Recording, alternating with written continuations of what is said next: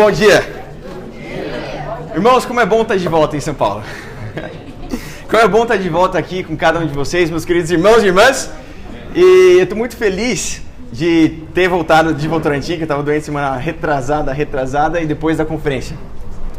Há 3 semanas atrás, eu acordei meio estranho. Sabe quando você acorda meio... Tem algo estranho. Daí eu tava com uma dor embaixo do meu ouvido aqui. Eu falei, nossa, que estranho, deve ser uma íngua. Eu tava com sinusite semana passada, tomei antibiótico, deve ser uma íngua. Eu fui no hospital universitário, e o cara, acho que ele tava uns dias, talvez o doutor meio estressado, ele colocou o negócio do coração no meu coração, e esse foi o exame que ele fez em mim. Ele falou, você está bem, você é jovem. Mas você deve ser uma íngua isso embaixo do seu ouvido. Você tá dolorido, eu vou te dar um anti-inflamatório. Ele me deu um anti-inflamatório. Amei, eu passei o dia, tomei as anti-inflamatórias nos horários corretos. Chegou no final dessa sexta-feira, há 3 semanas atrás, eu tava com muita dor de cabeça e com muita febre. E eu tava aqui no devocional, tava animado. E cheguei em casa, a minha febre foi para 38 graus. E depois de 11 horas da noite, deu 38,5. Eu falei, meu Deus do céu. Eu não lembro se alguma vez na minha vida isso já tinha acontecido. Eu mandei uma mensagem pra minha mãe. Mãe, eu acho que eu tô doente. Ela falou, se não melhorar, amanhã você tem que ir pro hospital. Chegou no outro dia de manhã, eu acordei, eu fui no banheiro, eu quase desmaiei, irmãos. Sabe quando você tá zoado? Então, eu tava zoado nesse dia. Eu fui no banheiro, eu falei, opa, deixa eu voltar pra minha cama. Daí eu voltei pra minha cama, eu tomei um suco, fiquei bem. Só que eu olhei pro espelho a hora que eu fui no banheiro e tava um pouco mais inchado aqui do lado. Eu falei, meu Deus, o que é isso? Fui pro hospital. Cheguei no hospital, primeira triagem que tinha lá, tinha uma enfermeira. Eu falei, bom dia, enfermeira. Ela olhou assim pra mim, cachumba, né? Eu falei, meu Deus, não sei. É? Eu vim aqui pra saber isso. Eu falei, tomara que não. Ela falou, provavelmente seja, porque tá inchado aqui do seu lado e tá tendo um surto de cachumba no estado de São Paulo. Eu falei, ótimo. Esse foi o diagnóstico primário da enfermeira. Ela falou, mas você vai passar pro doutor. Eu cheguei lá pro doutor, ela falou, cachumba. Ela olhou pra mim e falou, cachumba.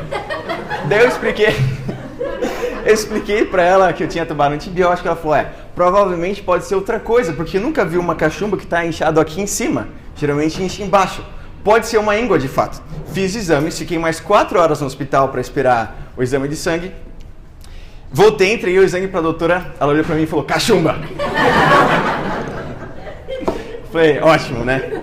Ótimo porque eu moro com 10 outros irmãos em casa. O que vai acontecer nessas próximas semanas? 10 caras inchadas em casa, né? Eu liguei pro Raul, Raul, tô com cachumba. Ele, seu pai já teve? Já. Sua mãe já teve? Já. Então vai pra Votorantim. Eu fui pra Votorantim e fiquei 10 dias lá em Votorantim. Fiquei deitado 10 dias. Você pode pensar, nossa, que delícia ficar deitado. Não é uma delícia ficar deitado 10 dias, irmãos. E eu não conseguia nem assistir televisão, porque dava dor de cabeça em mim. E o tratamento da cachumba não é um remédio específico. Por ser um vírus, o seu corpo vai combater aquilo. Então você tem que gastar toda a sua energia para combater o vírus. Você não pode fazer atividades, você tem que ficar em repouso. Eu fiquei em repouso esses dias. Graças a Deus não aconteceu nada. Você começa a pesquisar na internet, né? Cachumba.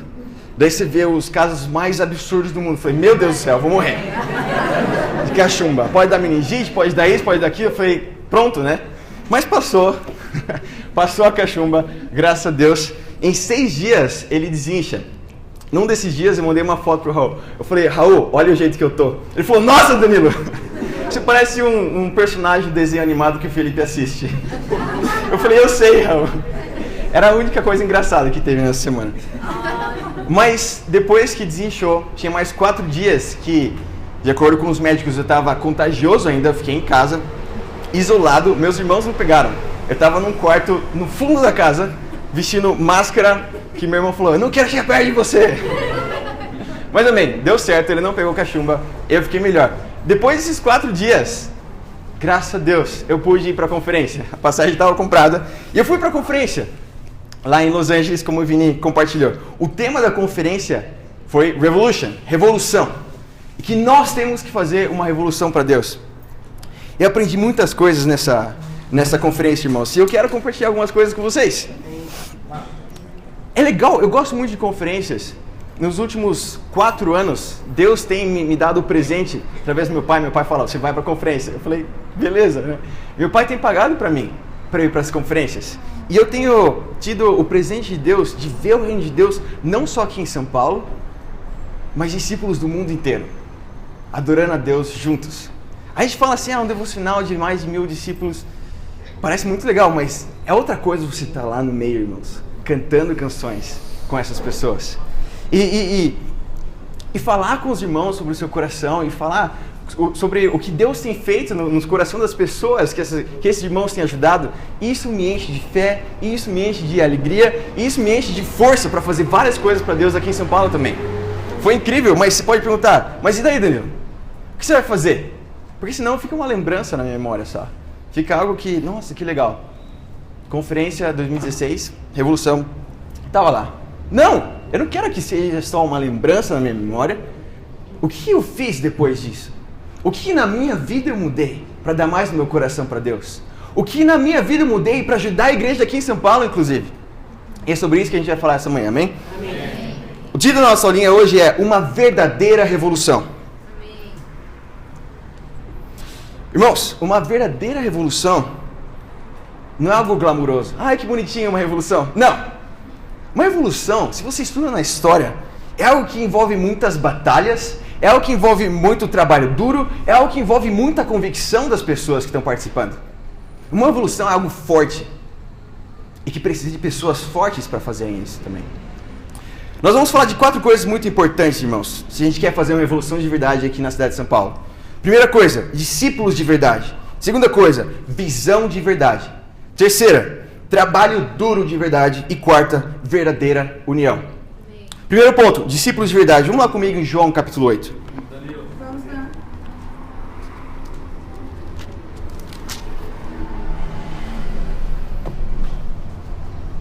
Discípulos de verdade.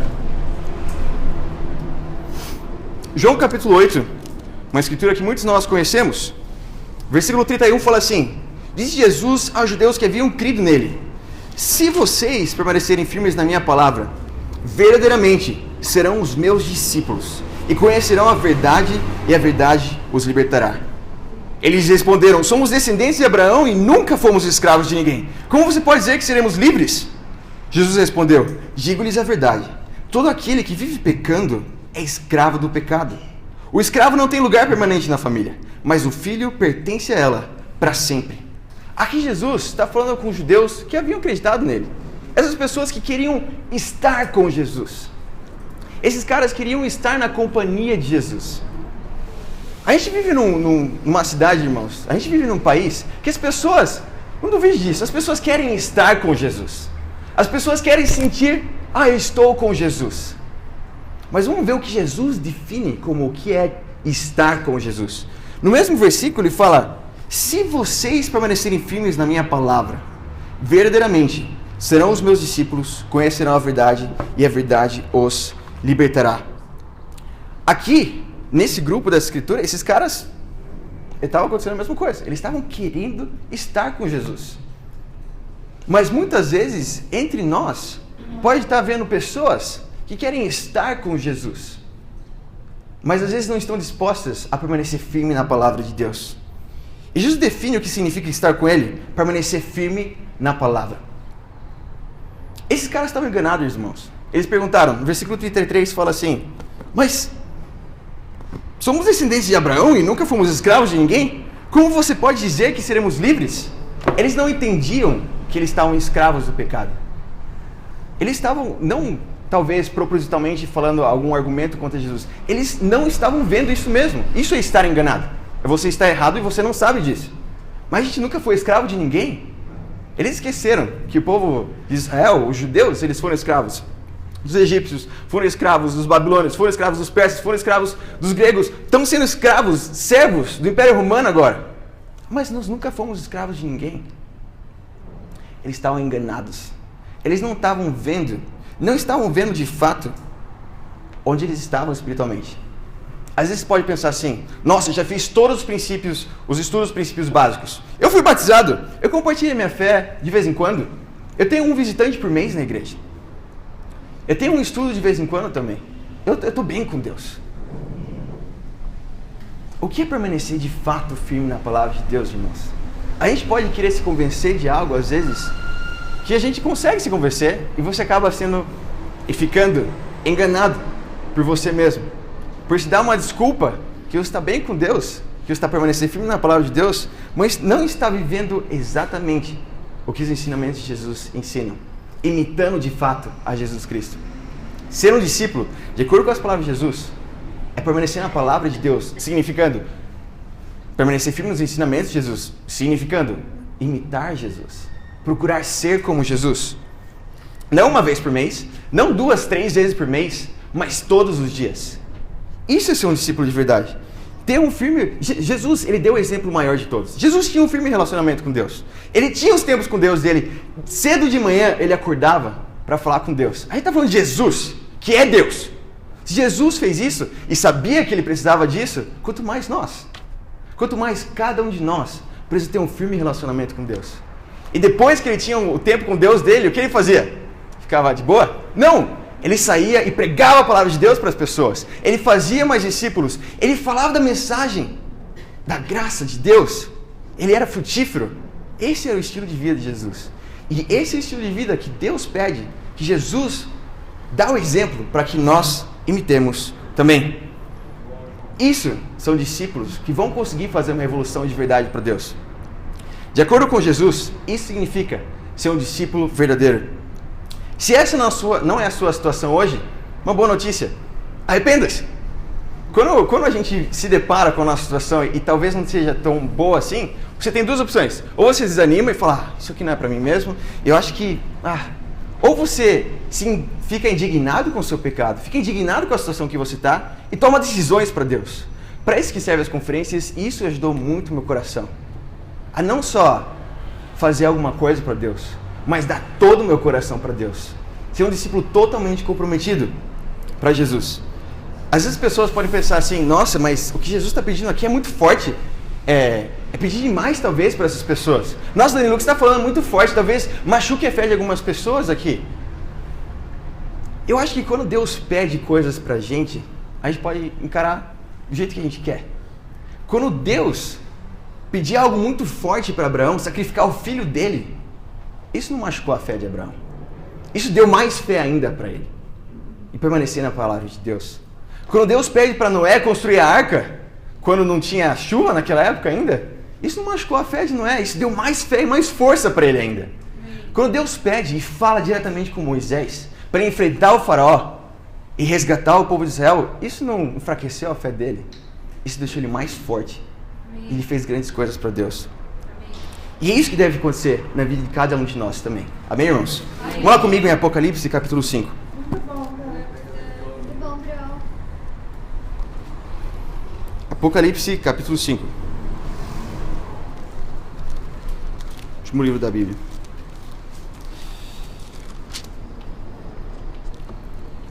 Eu gosto muito dessa escritura. Versículo 1.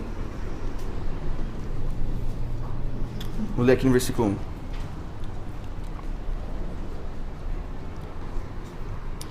Então, vi na mão direita daquele que estava sentado no trono um livro em forma de rolo, escrito de ambos os lados e selado com 7 selos. Vi um anjo poderoso proclamando em alta voz: quem é digno de romper os selos e de abrir o livro? Mas não havia ninguém, nem no céu, nem na terra, nem debaixo da terra, que pudesse abrir o livro, ou sequer olhar para ele. Eu chorava muito porque não se encontrava ninguém que fosse digno de abrir o livro e de olhar para ele. Então um dos anciãos me disse: não chore, eis que o leão da tribo de Judá, a raiz de Davi, venceu para abrir o livro e os seus 7 selos. Versículo 9 fala: e eles cantavam um cântico novo: tu és digno de receber o livro e de abrir os seus selos, pois foste morto e com o seu sangue compraste para Deus gente de toda a tribo, língua, povo e nação. Que escritura incrível, irmãos. Jesus abre o rolo aqui. E aqui fala que precisava de alguém digno para poder abrir esse rolo. A gente vive no mesmo contexto, irmãos. A gente precisa de pessoas dignas para poder abrir isso aqui e poder ensinar a palavra de Deus para outras pessoas. E aqui só foi encontrado Jesus. Jesus foi considerado digno de abrir esses rolos. Por quê? No versículo 9, explica por quê. Eu fechei a Bíblia, deixa eu abrir aqui de novo. Mas acho que no 9, o último que eu li. No versículo 9 fala assim: pois foste morto, e com seu sangue compraste para Deus gente de toda a tribo, língua, povo e nação. Por que Jesus foi digno? Porque ele foi morto e comprou com o sangue dele a vida de cada um de nós aqui. Porque Jesus foi morto e pôde dar a oportunidade para que cada um de nós pudesse se tornar discípulo. Ele morreu no nosso lugar. Só que a história não para por aí. O mundo religioso quer falar que a história acaba por aí. Jesus morreu na cruz, aleluia. Mas o que Jesus pede é que a gente faça a mesma coisa também. Amém. Que a gente morra para nós mesmos, para ajudar outras pessoas. Vamos lá comigo em João, capítulo 12. Bom, irmão. Evangelho de João, capítulo 12.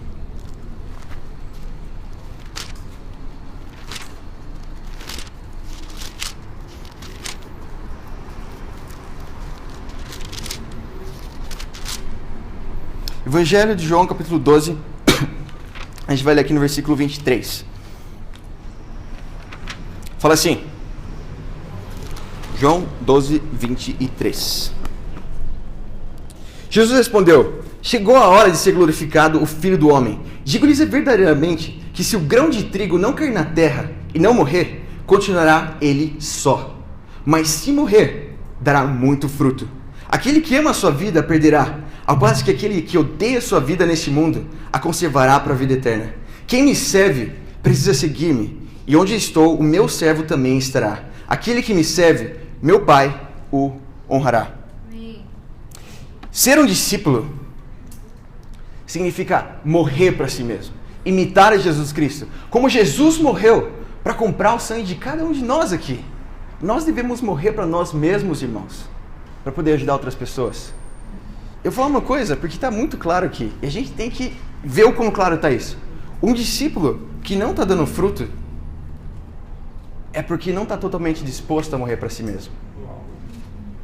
Se alguém não está dando fruto para Deus, é porque essa pessoa não está totalmente disposta a morrer para a sua própria vida. Aqui não diz, no versículo 24, mas se morrer, talvez dará algum fruto. Não, na minha Bíblia diz, mas se morrer, dará muito fruto.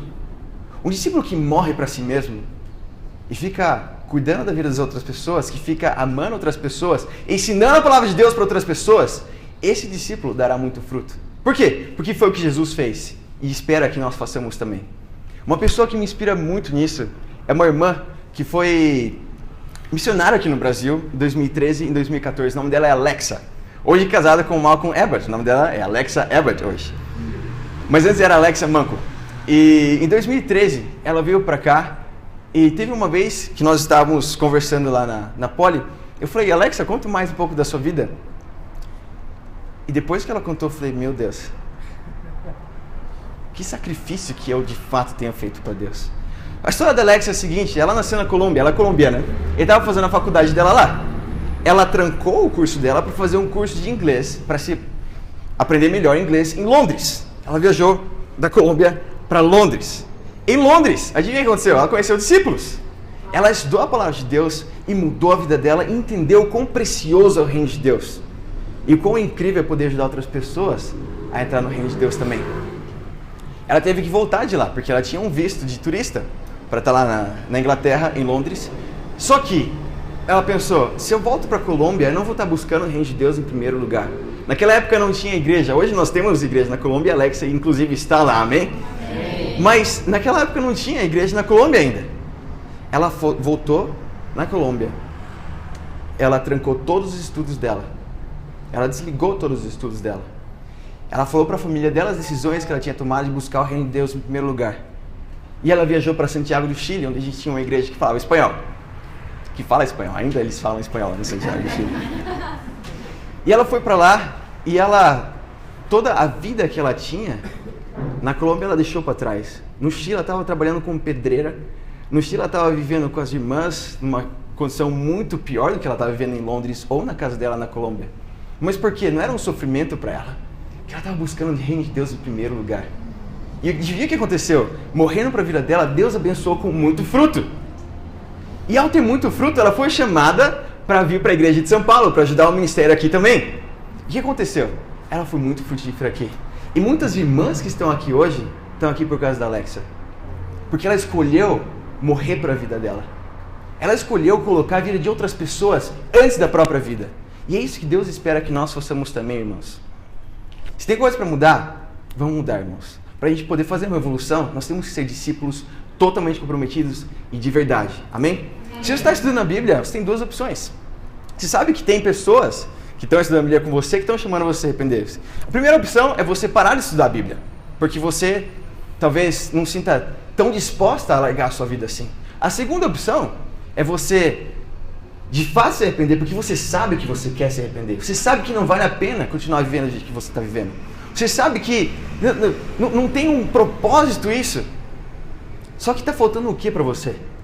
Talvez negar algo que seja a sua própria vida. Eu queria animar você, se está visitando a gente, negue-se a si mesmo e faça a vontade de Deus e seja um discípulo totalmente comprometido para Deus. Amém? Amém. Segundo ponto, visão de verdade. Vamos lá comigo, Mateus capítulo 17. Mateus capítulo 17.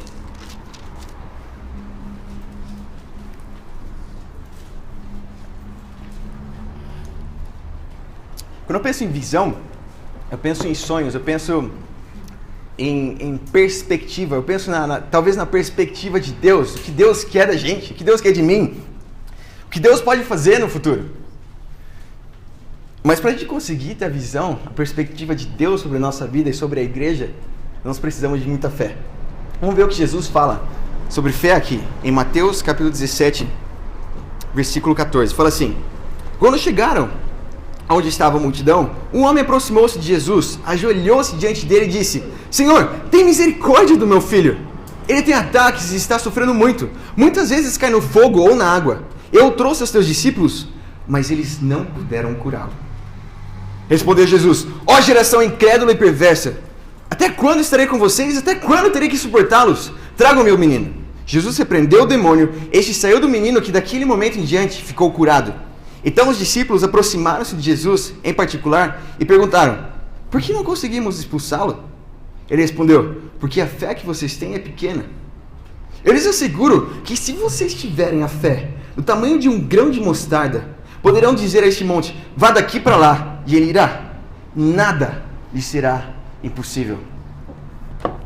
Jesus ele faz questão de muitas vezes ao longo do seu ministério, a gente vê isso em várias partes dos evangelhos, de falar sobre fé. Fé, fé. A gente escuta muito sobre fé. E fé é um conceito que, minha convicção, todas as pessoas têm. Todo mundo tem fé. Ateus têm fé. Tem fé na teoria de alguém, sobre a criação do universo, sobre... Não é que foi comprovado aquilo, ele tem fé na teoria de alguém. Ele está acreditando naquilo. Fé é algo que talvez seja inerente às pessoas. Todo mundo tem fé. A pergunta é onde você está colocando a sua fé. A pergunta é onde você está depositando a sua fé. Esses discípulos, eles estavam tentando expulsar o demônio. Não é que eles não estavam tentando fazer isso, eles tentaram fazer isso. Eles se esforçaram para fazer isso. Mas por que não deu certo?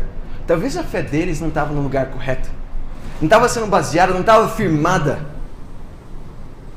no lugar correto.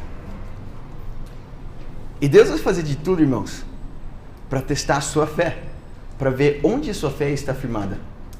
Baseado em que está a sua fé? Talvez nas coisas que você vê, talvez nos milagres de Deus, talvez nas bênçãos que Deus tem te dado, ou nas bênçãos que Deus tem dado para a vida de outros irmãos. Mas sua fé tem que estar unicamente baseada na palavra de Deus e nas promessas dele. É nesse lugar que nossa fé deve estar firmada. Como o Vini comentou, nós tivemos um devocional universitário lá na conferência com 1000 discípulos lá. E quando você está lá, eu pensei, isso vai acontecer na igreja de São Paulo. Amém. Eles começaram em 2006 isso aqui com 42 discípulos. Nós aqui na nossa região sul-oeste, nós somos 86 discípulos. É quase o dobro. É mais que o dobro, aliás. Sendo quase o dobro também. Mais que o dobro é quase o que o dobro. Mas o que 86 discípulos podem fazer também, irmãos? Isso significa que, se proporcionalmente acontecendo, daqui a 5 anos nós vamos ter um devocional, não um culto, um devocional universitário com 1000 discípulos aqui em São Paulo. Só que isso vai acontecer como? Isso é visão. É disso que a gente está falando, visão, olhar para frente. Deus pode fazer isso? Claro que pode fazer isso. Só que Ele vai usar pessoas que têm uma fé arraigada na palavra dEle para fazer isso daqui. Com o movimento, nós temos uma visão e um sonho de evangelizar o mundo inteiro. Nós temos um plano para isso, inclusive, chamado Plano Coroa de Espinhos. Não se trata de algo, nossa, de onde que alguém tirou esse plano? Não. A gente imitou o que os discípulos do primeiro século fizeram. A gente tem um mapa aqui, acho que talvez não dê certo para todo mundo ver. Mas aqui tem um mapa da segunda, às vezes no final das Bíblias tem, um mapa da segunda viagem missionária de Paulo. E o que ele fez? Guiado pelo Espírito Santo, ele foi nas principais cidades em volta do mar Mediterrâneo. Qual é a genialidade disso da parte de Deus? Se discípulos nessas principais cidades influentes são feitos ali, por serem discípulos, eles vão fazer mais discípulos, que vão fazer mais discípulos, que vão evangelizar toda aquela região. O que nós, como movimento de Deus, estamos fazendo também? Imitando o que Jesus fez através dos discípulos do primeiro século. Foram selecionadas 12 cidades muito influentes no mundo inteiro, inclusive a cidade de São Paulo. E dessas 12 cidades, 11 já foram implantadas, irmãos. E na semana passada, há menos de 7 dias atrás, o time missionário para Dubai foi enviado. Agora, Dubai, onde que é isso, Danilo? Dubai fica no meio do Oriente Médio. A gente está falando de um lugar que pessoas são literalmente mortas por causa do Evangelho de Jesus Cristo. Só que tem pessoas lá que precisam da mensagem de Jesus. Tem pessoas lá que precisam da graça de Jesus e precisam receber a palavra de Deus para tomar decisão na vida delas também. E alguém tem que ir para lá. Alguém tem que morrer para si mesmo e alguém tem que ter fé e visão por essas pessoas também. Com o movimento, o ano que vem, a primeira fase do Plano Coroa de Espinhos vai finalmente ser concluída. A gente vai ter o time missionário para Hong Kong, na China. E quando você pensa que... E quando você vê, não só pensa, quando você vê isso acontecendo, isso te dá mais visão ainda. Como igreja aqui em São Paulo, nós temos muito trabalho a fazer, irmãos. A cidade de São Paulo tem mais de 21 milhões de pessoas, região metropolitana. 21 milhões de pessoas aqui. Região do Rio de Janeiro, onde nós já temos alguns discípulos lá, e a Malu está aqui para até falar para a gente que a gente tem discípulos lá. Tem, eu até anotei aqui, 12 milhões de pessoas. 12 milhões de pessoas que precisam do Evangelho de Jesus Cristo. Região de Belo Horizonte tem mais de 6 milhões de pessoas. Porto Alegre, Brasília, Salvador, Fortaleza, Recife, cada uma das cidades tem mais de 4 milhões de pessoas. Tem muito trabalho a fazer, irmãos. Só que a gente tem que sonhar para Deus. Isso é possível? Claro que é possível. A minha Bíblia diz que nada é impossível com uma fé do tamanho de mostarda. Só que cada um de nós precisa ter essa fé também. Amém. Paralelamente, não paralelamente, dentro, ao mesmo tempo, nós precisamos ter uma fé e visão, não só como reino, como corpo de Cristo, mas para a nossa vida também. Você precisa ter a perspectiva, a visão de Deus sobre a sua vida. Verdadeiramente, como Ele te vê, e não como você se vê. Eu fiz isso no devocional e eu falei um pouco o que eu tenho aprendido nesse ano. E eu queria falar para vocês também. O ano passado foi meu último ano da faculdade. Graças a Deus. Eu me formei e eu estava trabalhando, eu estava estudando, eu estava fazendo estágio, eu estava fazendo TCC e eu estava ajudando no ministério. Bastante coisa para fazer. E Deus estava abençoando, estava dando certo as coisas, né? Eu estava muito feliz de fazer isso. Eu falou para mim, Danilo, você vai trabalhar como integral para a igreja? Eu falei, Raul, muito bom, estou muito feliz com isso. Eu vou ter mais tempo para compartilhar mais ainda a minha fé, vou poder estudar mais ainda a Bíblia com as pessoas, vai ser incrível. Chegou janeiro, o ministério que eu estava cuidando, o ministério da USP e região oeste, 0 batismos. Chegou fevereiro, 1 batismo. Março, 0 batismos. Abril, 2 batismos.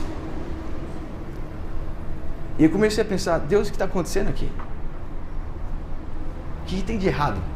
Porque antes eu estava sendo muito mais frutífero para o Senhor. Eu estava muito mais ocupado também. Eu estava trabalhando, fazendo estágio. Eu estava estudando em quase tempo completo. Eu estava fazendo meu trabalho de formatura, meu TCC. Eu estava ajudando o ministério e estava acontecendo as coisas. Eu estava ganhando mais dinheiro, eu cheguei a pensar nisso também, irmãos. Eu queria ser aberto com vocês. Eu estava ganhando muito mais dinheiro antes. E eu pensei nisso por quê? Porque eu vou casar no final do ano. E eu pensei, o que está acontecendo, Deus? Talvez eu não seja chamado. Talvez eu não seja chamado para servir os meus irmãos lá na igreja. Talvez eu possa ser um discípulo que vai contribuir com meus esforços, com meus recursos também, mas talvez eu não sou chamado para liderar o seu povo, Deus. Porque eu não sei o que está acontecendo. E incredulidade e falta de fé começou a tomar conta do meu coração. E chegou no final de abril, eu não vi isso no meu coração. O Raul viu. Ele falou, Danilo, vamos conversar. Eu falei, beleza. O que está acontecendo, Danilo? Eu falei, não sei, Raul. Não sei o que está acontecendo. Eu tenho estudado a Bíblia com muitas pessoas. Eu tenho chegado cansado em casa de compartilhar minha fé. Não é que eu não estou estudando a Bíblia com ninguém, mas eu não sei o que está acontecendo. Ele falou, Danilo, onde que está a sua fé? Baseada em que está a sua fé? Nos milagres de Deus? Se você vê milagres, é porque Deus está com você? Se não tem milagres, é porque Deus não está com você? É assim que você está vendo? O que eu aprendi é que até então, no ano passado, eu estava vivendo sob a fé do Raul. Porque o Raul estava liderando o ministério. O Raul estava liderando a região. E sob a fé do Raul, as coisas estavam funcionando. Agora, nesse ano, como líder da região oeste, eu tive que aprender a andar com meus próprios passos, com a minha própria fé. E eu vi que eu não estava lá. E eu acho que a minha falta de fé, a minha incredulidade no meu chamado, também afetou muito a igreja. E eu queria pedir perdão para vocês por isso. Só que o que eu fiz? Eu decidi me arrepender. Amém. Quando você vê o seu pecado, quando você vê a sua falta de fé, quando você vê a sua incredulidade, o que você faz? Você pode ter duas opções. Ou você fica mais animado, isso não é para mim mesmo, ou você se arrepende. E eu decidi me arrepender. Eu falei, Raul, você está certo. Eu tenho que ter minha própria fé, eu tenho que entender que Deus é chamado, eu não posso basear minha fé nos milagres de Deus, eu não posso basear minha fé nas coisas que eu estou vendo, eu tenho que basear minha fé na palavra de Deus. Se a palavra de Deus diz que nada é impossível para Deus, nada é impossível. E a gente tem que entender e ter essa fé para cada um de nós também, irmãos. Entender o chamado de Deus para cada um de nós. Por que você é um discípulo no meio da sua família? Por que você é um discípulo no meio da sua sala de aula? Por que você é um discípulo no seu trabalho? Por que você? Não sei. Deus escolheu você. E Deus tem um chamado para você. Deus espera grandes coisas de você. Para que isso aconteça, você precisa ter grande fé e ver o jeito que Deus vê a você. Amém. Eu queria animar vocês, irmãos, a mudar o jeito que vocês se veem. Como eu fiz. Se você está nessa situação, você tem duas opções também. Ou você desanima ou você se arrepende. Eu queria chamar vocês, irmãos, a terem a visão e a perspectiva que Deus tem de cada um de vocês. Se a gente faz isso, a gente vai poder revolucionar a cidade de São Paulo também. Amém? Amém. Nosso terceiro ponto. Trabalho duro de verdade. Vamos lá comigo em Mateus, capítulo 21. Vamos lá. Mateus, capítulo 21, versículo 33. Fala assim. Cadê? Achei. Versículo 33. Ouçam outra parábola. Havia um proprietário de terras. Jesus está contando uma parábola para esses caras. Havia um proprietário de terras que plantou uma vinha. Colocou uma seca ao redor dela, cavou um tanque para prensar uvas e construiu uma torre. Depois arrendou a vinha a alguns lavradores e foi fazer uma viagem. Então ele deixou tudo pronto lá e depois entregou essa vinha sob a responsabilidade desses lavradores. E ele foi para uma viagem. Versículo 34. Aproximando-se a época da colheita, enviou os seus servos aos trabalhadores para receber os frutos que lhe pertenciam. Os lavradores agarraram os servos, a um espancaram, a outro mataram e apedrejaram o terceiro. Então enviou-lhes outros servos em maior número, e os lavradores os trataram da mesma forma. Por último, enviou-lhes seu filho, dizendo: a meu filho respeitarão. Mas quando os lavradores viram o filho, disseram uns aos outros: este é o herdeiro, venham, vamos matá-lo e tomar a sua herança. Assim eles o agarraram, lançaram-no para fora da vinha e o mataram. Portanto, quando vier o dono da vinha, o que fará aqueles lavradores? aqueles lavradores, né, com crase. Responderam eles: matará de modo horrível esses perversos e arrendará a vinha a outros lavradores, que lhes deem a sua parte no tempo da colheita. Jesus lhes disse: vocês nunca leram isso nas Escrituras? A pedra que os construtores rejeitaram tornou-se a pedra angular. Isso vem do Senhor e é algo maravilhoso para nós. Portanto, eles digam que o reino de Deus será tirado de vocês e será dado a um povo que dê frutos do reino. Aquele que cair sobre esta pedra será despedaçado, e aquele sobre quem ela cair será reduzido a pó. Quando os chefes dos sacerdotes e os fariseus ouviram as parábolas de Jesus e compreenderam que ele falava a respeito deles, e procuravam um meio de prendê-lo, mas tinham medo das multidões, pois elas o consideravam um profeta. Uau. Aqui Jesus está falando uma parábola para falar deles mesmos, com esses caras que Jesus está falando. Ele fala assim: tem uma vinha, e o dono da vinha deixou tudo preparado e entregou a responsabilidade de cuidar da vinha, esperando frutos dessa vinha para esses lavradores. Só que depois que teve a época da colheita, ele enviou servos para trazer esses frutos. Ele está falando: foi enviado profetas para vocês, foi enviado muitas pessoas, Elias, Eliseu, várias pessoas, e vocês, o que vocês fizeram? Vocês mataram esses caras. E Jesus fala assim: vocês não sabem o que está escrito nas Escrituras? Jesus está falando assim para eles: vocês não têm tempos com Deus? Isso tudo que está acontecendo, vocês estão fazendo. E o que aconteceu com eles? Isso vai ser tirado de vocês, porque vocês não deram valor para isso, e vai ser entregue para alguém diferente, que vai dar valor para isso, que vai fazer as coisas acontecerem. Para quem que isso foi entregue, irmãos? Isso foi tirado de Israel e foi dado para você. Isso foi tirado do povo de Deus, o povo escolhido de Deus, para nós, que somos o povo escolhido de Deus. Essa é a nossa responsabilidade, irmãos. Isso foi confiado a cada um de nós. Só que para fazer isso, nós precisamos de trabalho duro. Quando eu vejo também essa vinha, essa parábola, eu lembro da parábola da vinha, de Lucas 13. A parábola da vinha fala que Jesus, ele tem um jardineiro que tem uma vinha, e ele vai cortar a vinha, porque a figueira, aliás, a figueira não produz frutos.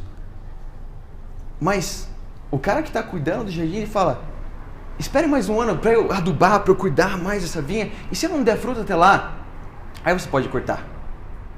A expectativa de Deus para nós, irmãos, é de darmos frutos para Deus.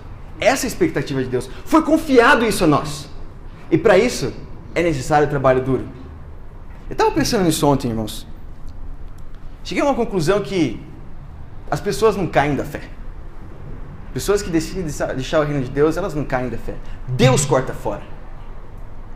Por quê? Porque ela não entendeu a responsabilidade que foi dada a ela. Se eu não estou compartilhando minha fé, se eu não estou em estudos bíblicos, se eu não estou fazendo coisas para Deus, não é que eu só não estou fazendo coisas para Deus, estou zero, estou neutro. Não, eu não estou fazendo o que Deus espera de mim. Isso vai ser crucial para que eu, inclusive, me mantenha fiel para Deus. Isso me exorta muito a fazer coisas para Deus também. Não porque eu tenho que fazer, mas pela graça de Deus. Eu não mereço fazer isso.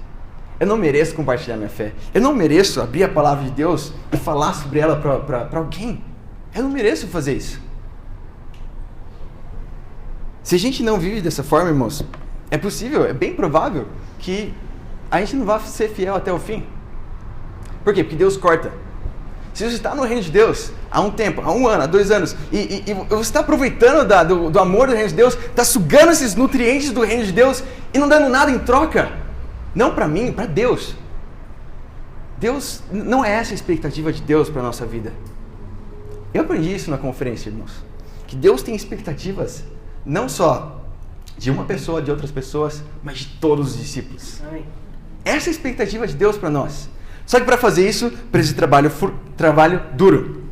Uma situação e uma história que me encheu de fé e de esperança também para nós, em relação a isso, foi conversar com um líder da igreja do México chamado Carlos Mejia. Esse cara é incrível, muitos de vocês conhecem, ele veio aqui na igreja de São Paulo há uns anos atrás, ele é todo careca, ele é muito engraçado. Se Deus quiser, não vou ficar que nem ele, cabelo. Mas o que ele fez na igreja do México nesse ano foi incrível, irmãos. Eles começaram o ano com 50 discípulos. E ele falou: nós vamos fazer grandes coisas para Deus, mas eu queria chamar todos os discípulos a se arrependerem e a trabalharem forte para Deus. E o que aconteceu? Universitários, solteiros, jovens e casados, todos começaram a trabalhar forte para Deus. Compartilhar a fé que nem louco durante todos os dias. E o que Deus fez? Em janeiro, 10 batismos. Em fevereiro, 10 batismos. Em março, mais 12 batismos. Eles foram de 50 discípulos para 109 discípulos nesse ano. Ah, isso é impossível. Não, isso não é impossível. Se a gente tem discípulos de verdade, se tem uma fé de que tudo é possível, e se a gente trabalha duro para Deus, isso não é impossível, irmãos. Isso pode acontecer aqui.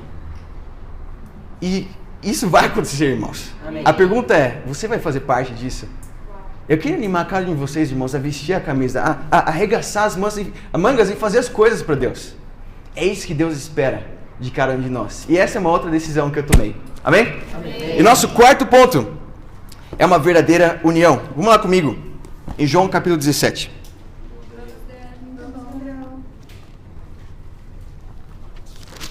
João capítulo 17, versículo 20.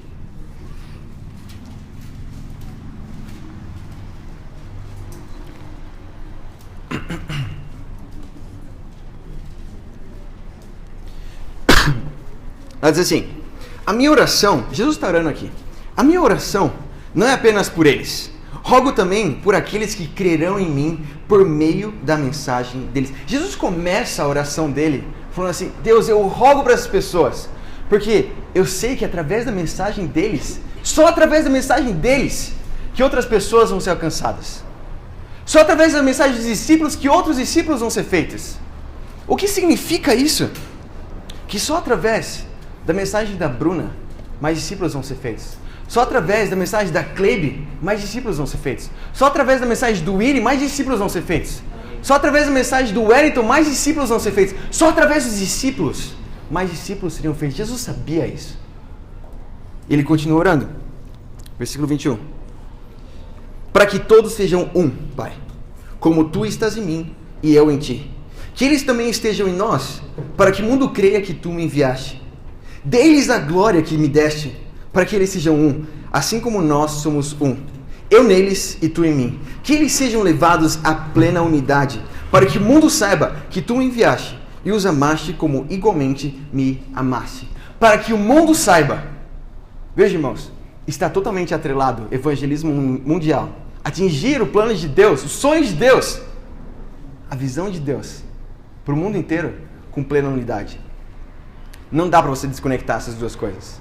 E o que me ajuda e o que me incentiva a sempre procurar estar plenamente unidos com os meus irmãos e irmãs é entender que a gente está numa batalha espiritual, irmãos. E a batalha não é um contra o outro. Não dá tempo para você ter amargura com o seu irmão. Não dá tempo para você ter amargura com a sua irmã. Não dá tempo para você ter algo não resolvido com o seu irmão. Não dá tempo para você ter algo não resolvido com a sua irmã. A gente tem um inimigo, a gente tem que ser um time, irmãos. Nós temos um inimigo em comum, Satanás. É contra esse ser que a gente tem que estar contra. E se tem coisas para lidar com o coração, tem que lidar com o coração. Tem que conversar. Deus não quer, e Deus, Ele sabe que nós não somos perfeitos. Mas quando você vê o seu pecado, o que você tem que fazer? Você se arrepende. Se tem coisa não resolvida entre irmãos e irmãs, tem que haver conversa. Só que plena união exige muita humildade. União, irmãos, é algo que não é natural. O contrário de união, chamado desunião, isso é algo natural.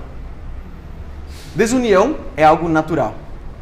A gente pode pensar assim, nossa, mas algo natural é algo bom. Não necessariamente algo natural é algo bom. Câncer é algo natural e não é bom. É algo que naturalmente dá nas pessoas e isso não é bom. Mas alimentos orgânicos naturais, não necessariamente um alimento orgânico vai fazer bem para você. Tem maconha orgânica hoje. Isso vai fazer bem para você? Não! Mas é algo orgânico. Para nós sermos levados à plena união, irmãos, isso demanda força, isso demanda energia. Se você soltar, não vai ser levado sozinho à plena união. Demanda força, demanda humildade, demanda fortes convicções e demanda principalmente amor de verdade uns pelos outros. Demanda amor que Jesus teve por cada um de nós, uns pelos outros. A gente sabe disso, irmãos. Mas a gente tem que estar constantemente se lembrando disso.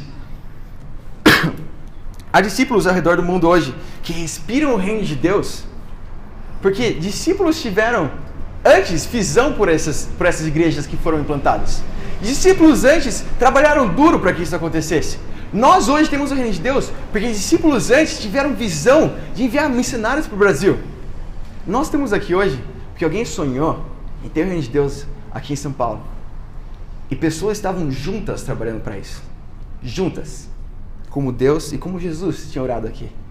Irmãos, esses 4 pontos me ajudam muito a entender que se a gente quer fazer uma revolução de verdade para Deus, se a gente quer causar um impacto profundo, é um filme com esse nome, né? Se a gente quer causar um impacto profundo na cidade de São Paulo, fazendo uma revolução de verdade, a gente precisa, primeiro, de discípulos de verdade. Amém. De acordo com o que Jesus define como que é, o que é ser um discípulo, o que é ser um cristão. A gente precisa de visão de verdade, perspectiva de Deus e ver o que Deus pode fazer aqui. É algo incrível, irmãos. A gente tem que expandir e ter sonhos para Deus. No final desse ano, a gente pode estar em dobro aqui, a gente pode nem mais se encontrar aqui. A gente vai ter que ter um telão lá embaixo com uma segunda sessão depois. Isso é impossível? Não! Isso é totalmente possível. Só que isso demanda discípulos de verdade, a visão de Deus. Isso demanda uma fé que você pode fazer grandes coisas para Deus. Isso demanda trabalho duro também. Isso não vai acontecer naturalmente, isso vai também demandar união de verdade. Eu espero que isso tenha animado vocês, irmãos, como tem me animado e tenha me ajudado muito. E para Deus seja toda a glória. Amém. Amém.